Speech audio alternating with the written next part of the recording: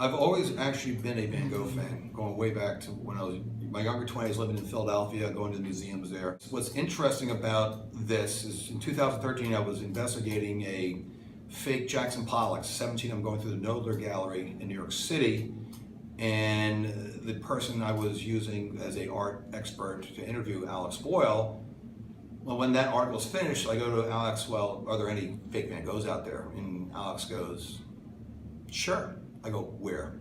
He goes, the Metropolitan Museum. Well, I live 8 blocks away. It made absolutely no sense to me. I go, what painting is it? Wheat Field with Cypresses. I go, come on, Alex, I don't believe him. So one Friday night, he eventually sent me a slide deck which showed the Met version of the painting and then the National Gallery of London version of the painting. And over a bottle of wine late at night, I said, oh, I see the problem.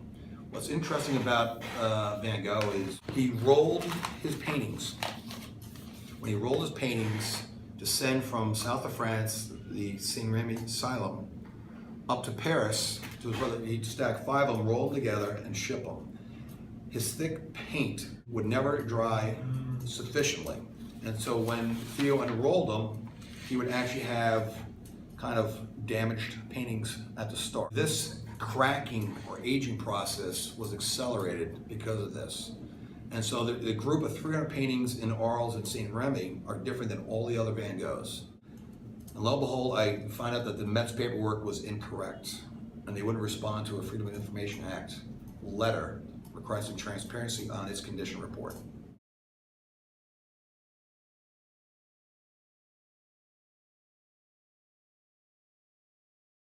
Right, well, the Met claims there's 3 versions of this painting, and everyone's believed there's been 3 versions of the painting.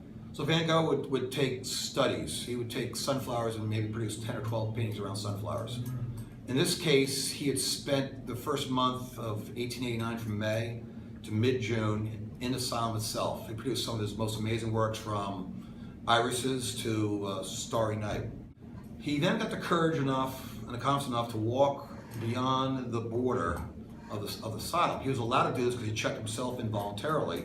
So he was able to go off site and go in front of the studies and paint in open space.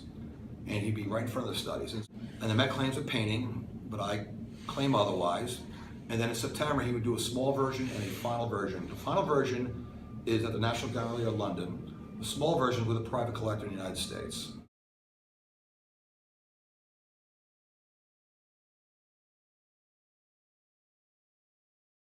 This is actually an ongoing process. I'm done with the book, turning to the publisher. Basically, going to come out as a hardcover this October.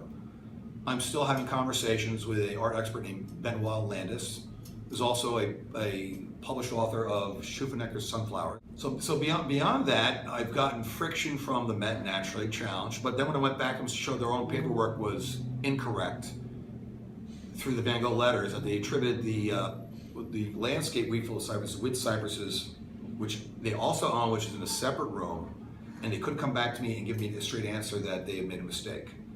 On top of that, I'm still in communication with the National Gallery of London. They find this actually interesting because in the Van Gogh letters, they say the small and final version of the painting was given as a gift from Vincent through Theo to Vincent's mother and sister Will in Holland.